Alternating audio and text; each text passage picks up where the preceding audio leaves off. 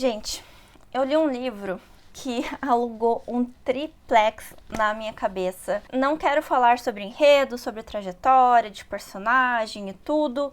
O que vocês precisam saber para estar nesse vídeo é simplesmente que é sobre As Brasas do Sandor Márai. Acho que é assim que fala o nome dele. E que nesse livro a gente tem um grande monólogo entre dois amigos que ficaram distantes por mais de 40 anos e que daí eles se reencontram em um dia e eles vão ter, na verdade, um deles vai ter um grande monólogo enquanto o outro assente para ele. Mas eu não quero falar sobre o livro em si, eu quero falar sobre o que eu pensei a partir do livro. E a principal coisa que me pegou assim num lugar bem específico e que vocês vão entender isso, principalmente se vocês assistiram os últimos vídeos aqui do canal, é que a gente vai ter aqui uma grande conversa, né, sobre o papel do rancor na nossa vida. Eu me considero uma pessoa extremamente rancorosa, gente, e eu falei isso no vídeo que a gente conversou um pouco sobre o orgulho e preconceito. Na verdade, é sobre o livro, mas não é sobre o livro, bem como esse vídeo, que é sobre o livro, mas não é sobre o livro. E que eu comentei, né, nesse vídeo que eu sou uma pessoa rancorosa e que eu tenho, né, os meus preconceitos, eu tenho o meu orgulho e eu tenho noção disso, mas nesse livro aqui eu vejo como ele traz, né, essa perspectiva de como que a nossa vida, ela pode ser totalmente deturpada por conta do rancor. Qual que é o limite do rancor? Até onde a gente pode nutrir um rancor? Até onde isso é saudável e não é saudável, né? Mas até onde isso é minimamente viável na tua vida. Eu sei que em alguns níveis a gente pode pensar o rancor como um aspecto de autopreservação, para que você não coloque a si mesmo nessa posição novamente.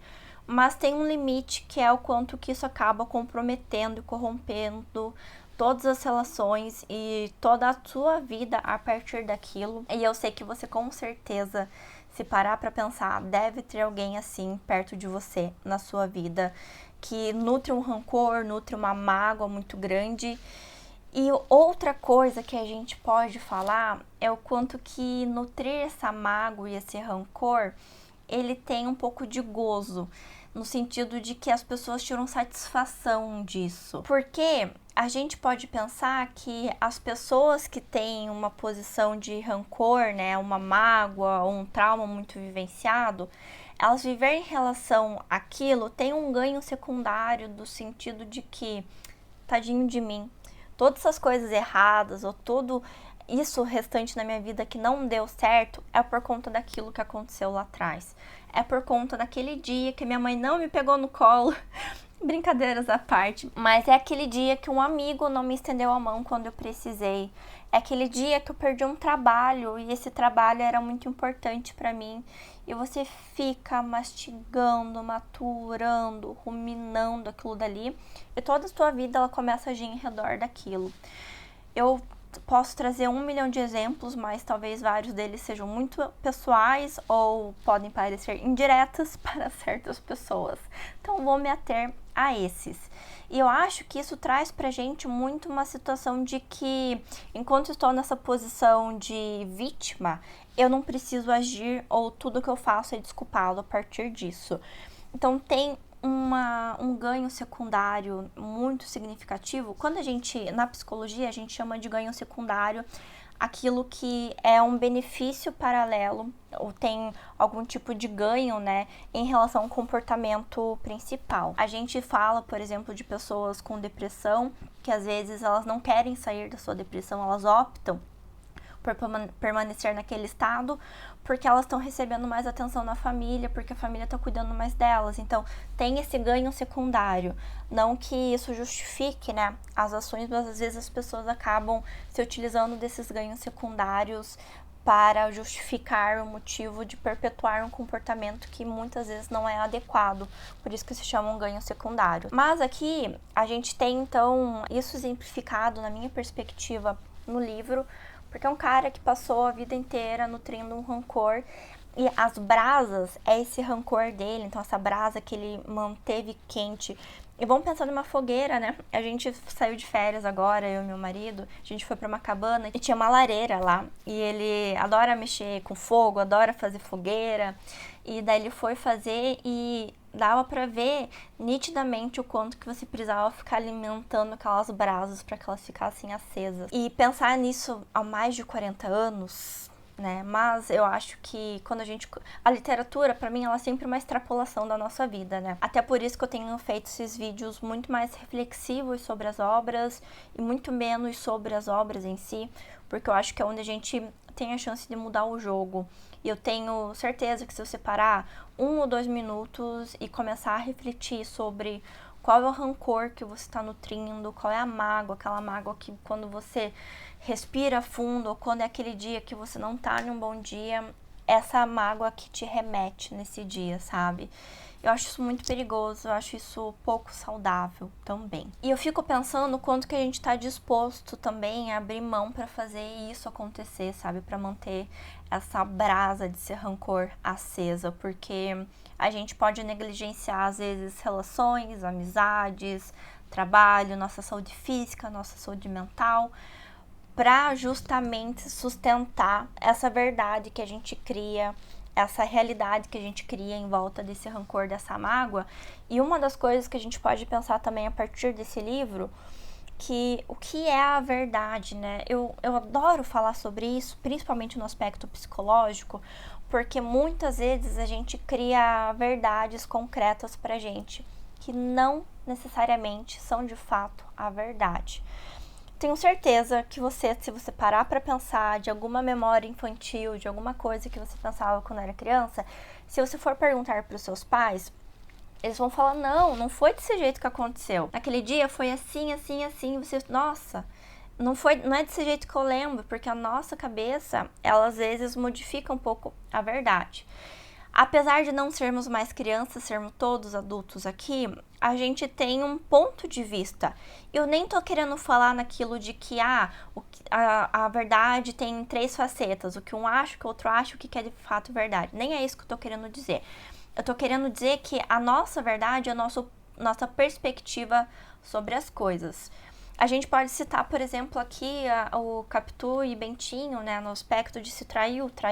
Na realidade do Bentinho, ele foi traído, e na realidade da Capitu, ela não traiu. Então, o que importa nessa conversa aqui pra gente é que qual é a realidade, qual é a verdade que a gente assume para nós mesmos. Isso é tão perigoso e ao mesmo tempo tão importante, porque não é o fato daquilo talvez não ter acontecido e você ter criado aquela verdade, aquela perspectiva sobre aquela situação, que você sofra menos. E muito pelo contrário, você sofre por aquilo que você acredita ser a verdade, por mais que ela não seja.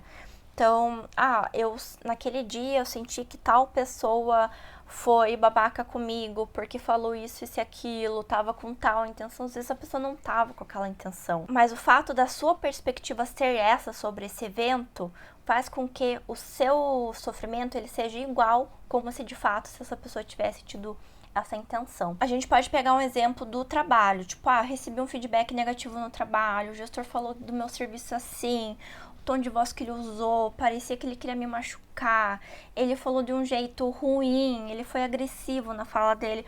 E pro gestor, talvez ele pode não ter feito um bom papel, mas ele tá só conversando com você ali sobre algo que ele evidenciou. Só que o fato de você assumir aquilo como verdade vai mudar tanto o teu comportamento em relação a ele, quanto o teu sofrimento vai ser condizente àquilo que você está vendo. Então, a nossa mente, ela é muito potente para vivenciar o sofrimento com base naquilo que nós estamos vendo. Eu acho que essa é uma das grandes habilidades, e por isso que a depressão, a solidão, elas são tão impactantes e elas são tão destrutivas, porque elas fazem exatamente isso, elas acabam alterando, de certa forma, a nossa visão sobre a realidade. E a solidão que ela é também imposta nesse livro, ela é imposta por outro e é autoimposta em relação a esse rancor. porque esse amigo dele vai embora em determinado momento, ele fica solitário porque esse amigo foi embora, então ele tem essa solidão que o outro impôs a ele, mas em relação a isso, ele se impõe uma solidão porque ele se isola de todos os outros. Então a gente tem daí toda essa nulidade de trocas, fomentando uma visão distorcida dos eventos à sua volta, e aquela premissa de que cabeça vazia é a oficina do diabo faz muito sentido quando a gente fala de saúde mental. E aqui ele vivencia também uma solidão desse abandono que essa pessoa acabou incutindo nele. Na verdade, assim, essa é a perspectiva dele em relação ao fato do amigo dele ter ido embora, que esse amigo dele deixou ele sozinho. Você pode pensar, Morgana, mas se o cara foi embora, deixou ele mesmo sozinho. Mas será mesmo? Será que o cara só não foi embora? Ele não pensou, ai meu Deus, estou deixando ele sozinho? E ele ficou sozinho porque ele não construiu outras relações também que sustentassem, suplantassem ou concorressem ou fossem parecidas com aquela que ele tinha inicialmente. Então, ele de certa forma também é responsável por essa realidade na qual ele está. E eu acho que é muito fácil a gente se vitimizar nessas situações.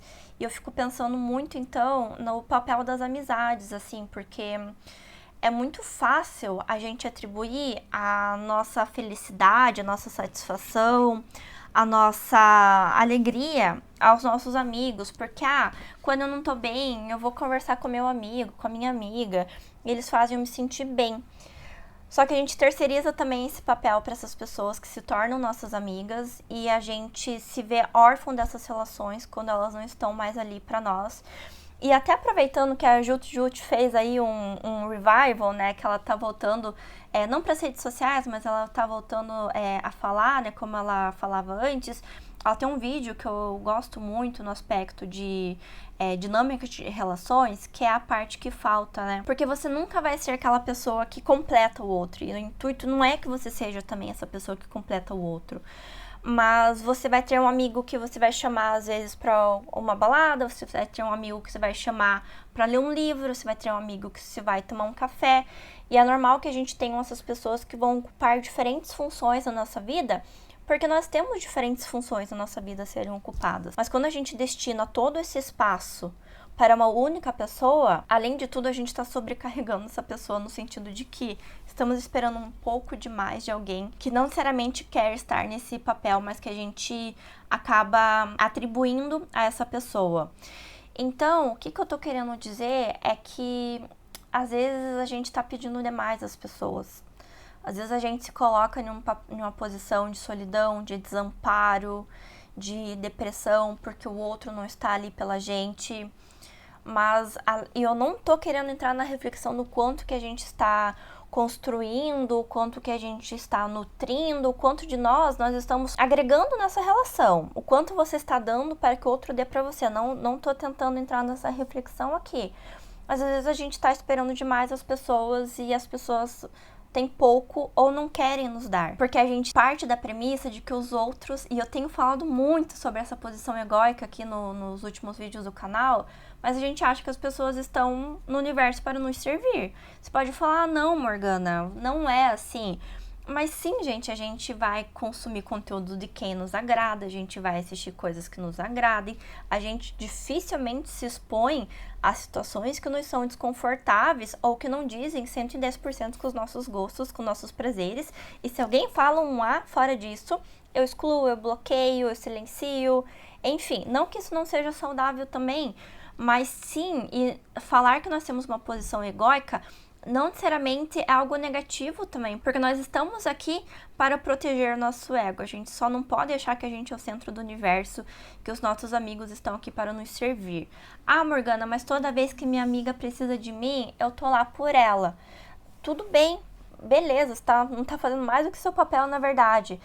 Mas eu tô falando do quanto você cobra, o quanto que você está esperando dos demais e se essa cobrança, essa expectativa é justa em relação àquilo que a pessoa pode dar ou se você não tá querendo demais dos outros, das pessoas, do universo. Em última instância, qual que é a responsabilidade que os outros têm sobre a nossa vida? Normalmente a gente coloca uma pessoa como a nossa salvadora, às vezes é o nosso cônjuge, às vezes é o nosso pai, a nossa mãe, nosso filho, a nossa filha, nosso amigo. Enfim, seja quem for, né? Mas é aquela pessoa que vai ser a salvadora, que, se tal pessoa conversar comigo, se tal pessoa me ajudar, ou é aquele dia que eu mandei mensagem e a pessoa não respondeu, e isso fez com que meu dia se arruinasse, estragou. Ou aquela pessoa que disse algo que me machucou. Que poder a gente tá dando pras pessoas, sabe? Que responsabilidade que as pessoas têm em relação a gente. E eu tenho pensado cada vez mais nisso, de qual é o poder que a gente dá para as outras pessoas perante a nossa vida. E a gente dá muito poder sem a gente perceber. E quando a gente destina tantos espaços na nossa vida para somente uma pessoa preencher, além da gente estar pedindo demais, a gente está dando poder demais para essa pessoa que provavelmente nem pediu. Espero que vocês tenham gostado desse vídeo. Agradeço, como sempre, os membros da Biblioteca Secreta, que é a área de membros aqui do canal. E eu espero te ver no próximo vídeo.